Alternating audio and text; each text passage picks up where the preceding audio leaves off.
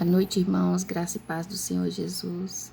Que bom que eu estou aqui com vocês hoje. Eu quero compartilhar com vocês uma palavra assim pequena sobre a situação que a gente está passando, né? Nosso país está vivendo aí essa situação desse vírus, está todo mundo preocupado, todo mundo temendo, todo mundo com medo, e de tanto terror que tem feito as mídias e não tem sido fácil. Mas nós temos a esperança no Senhor, porque aquele que confia no Senhor, irmãos, não precisa temer essas coisas. Então eu venho meditar aqui em Abacuque, quando Deus começa aqui, dá uma revelação para esse profeta, né? O profeta Abacuque, de o que ele faria com o povo de Israel por causa da idolatria, por causa da apostasia, por causa do pecado, da iniquidade que o povo estava cometendo. O povo não respeitava mais a Deus, aquele temor a Deus que eles tinham a princípio, que eles aprenderam com os pais deles, eles não estavam nem aí, e eles cometiam pecado um atrás do outro.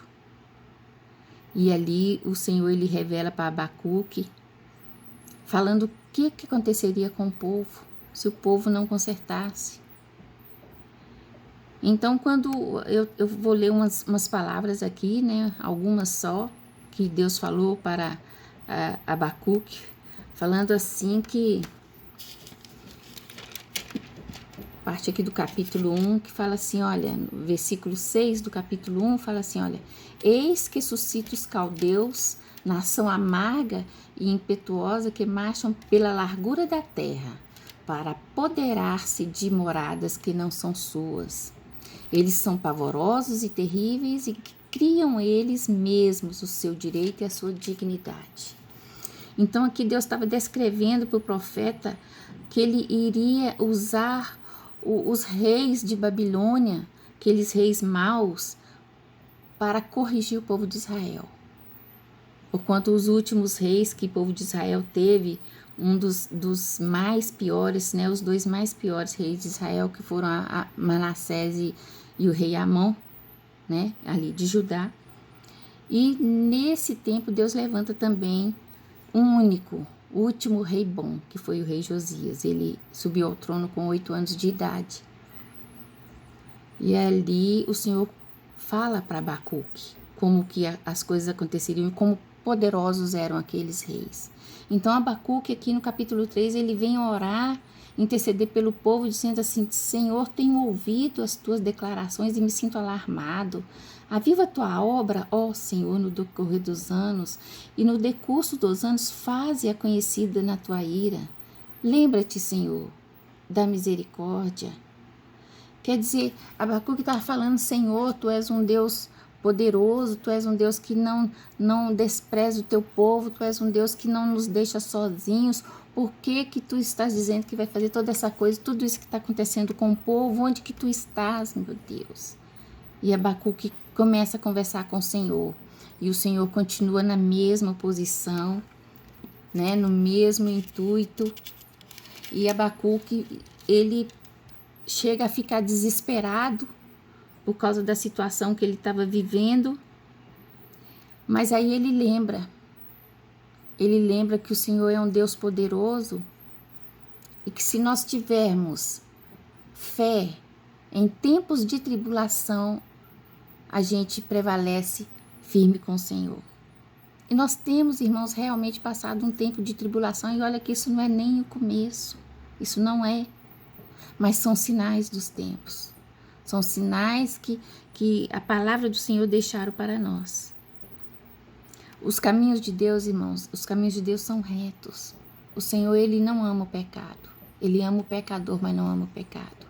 E a palavra de Deus fala que o que nós fizermos aqui na terra, através do nosso corpo, ele vai pedir conta a nós. Então, quando Deus descreve tudo aquilo ali que iria acontecer e que o profeta já está ali naquela intimidade com o Senhor, conversando com Deus, ele falava, Deus respondia e ele entende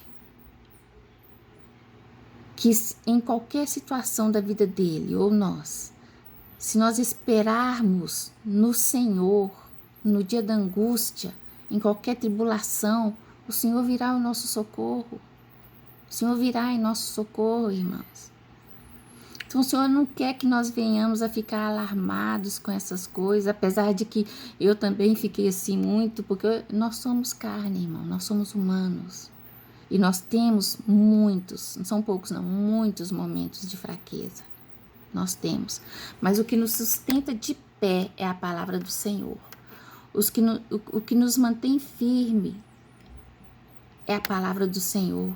É nela que nós encontramos esperança, é nela que nós encontramos força, é nela que nós encontramos auxílio. O Senhor, Ele não quer que a gente fique como o bambu, né? O bambu, o vento vem e leva o bambu para um lado, leva o bambu para o outro, leva para um lado e vai soprando e ele vai indo conforme o vento. O Senhor não quer que nós sejamos assim. O Senhor quer que nós sejamos diferentes. E quando chega no capítulo 4, Abacuque, ele entende isso, que Deus só quer que nós venhamos confiar nele. O Senhor quer que nós confiemos nele, sabendo que ele é a nossa salvação, sabendo que ele não deixará de faltar para nós o seu socorro, o seu conselho, o seu consolo, o seu colo. Nós temos colo, irmãos, nós temos colo nos braços do Pai.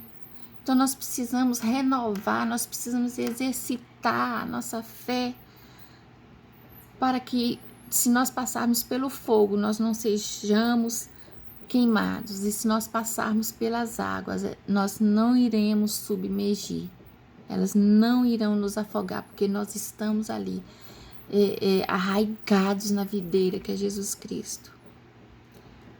Então, irmãos, seja qual for a tribulação, essa é uma tribulação que nós estamos passando juntos. Mas independente dessa situação, irmãos, pegue a palavra do Senhor, procure estar conectado com a palavra. Larga as mídias e clama ao Senhor, porque Ele tem salvação para nós.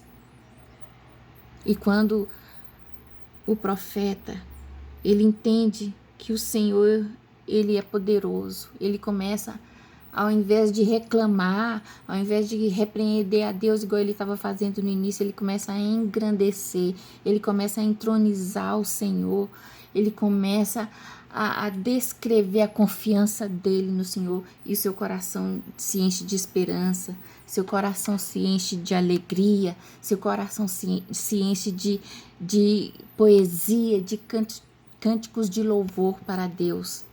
Como a gente pode ver aqui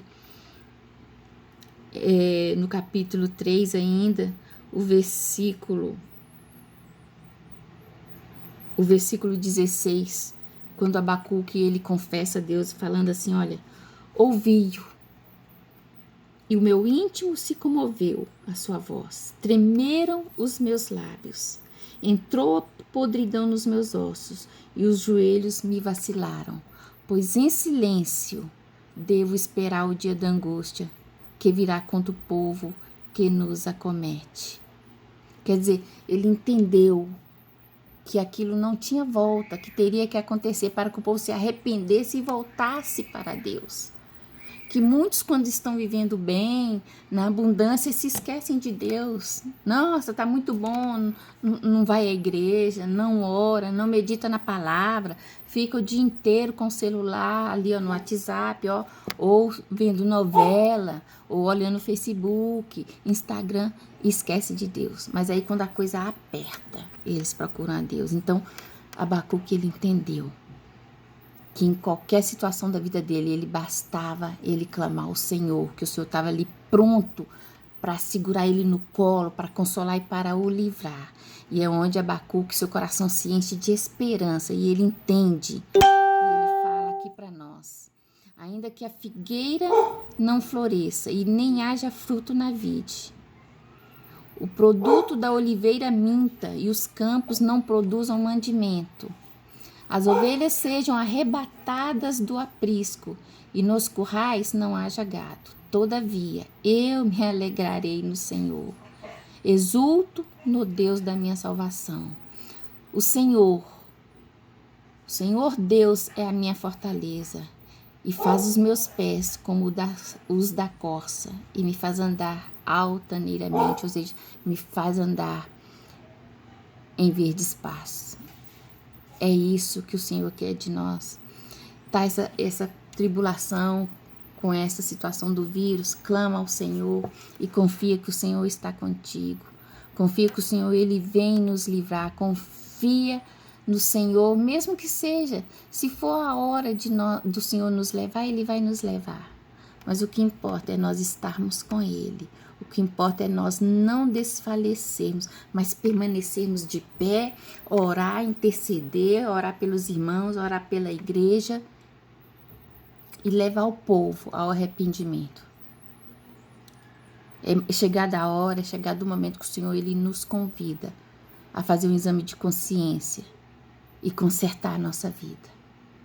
Que todos nós possamos fazer esse exame, que todos nós possamos consertar aquilo que está torto, aquilo que está errado, enquanto nós temos tempo. Vamos orar, irmãos. Pai, em nome de Jesus, eu te agradeço por essa palavra, eu te agradeço pela tua revelação, eu te agradeço pela tua bondade, pelo teu livramento. Eu agradeço a ti, Senhor, por quanto em momento algum na Bíblia nós vemos ali, em toda a Bíblia, de capa a capa, Pai, em momento algum nós vemos que tu desamparou o teu povo, tu jamais desampara o teu povo. Tu és aquele que nos ama incondicionalmente.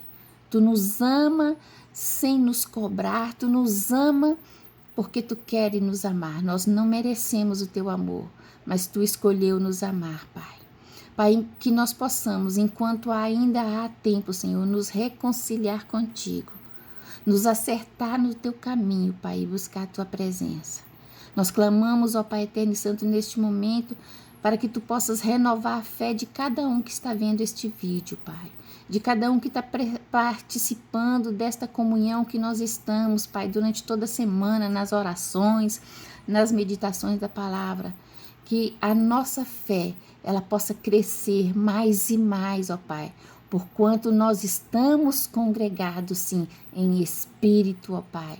Porquanto as nossas orações, elas estão subindo e tu estás ouvindo. Eu te agradeço, Pai, porquanto quando eu entendi que eu deveria era buscar a ti mais, eu não seria totalmente aterrorizada como eu estava sendo, Pai. Eu estava com medo. Mas eu te agradeço por quanto a tua paz invadiu o meu coração. A tua palavra, Pai, é que traz paz ao nosso coração. E assim como tu trouxeste paz ao meu coração, Pai, eu clamo a ti que tu possas trazer paz ao coração de cada um também, ó Pai, que se porventura se tem alguém que está aflito, se tem alguém que está desesperado, que eles também possam sentir a tua paz, Pai, que excede todo o entendimento, Pai, em nome de Jesus. Abençoa, Pai, os pastores deste ministério de curas e milagres.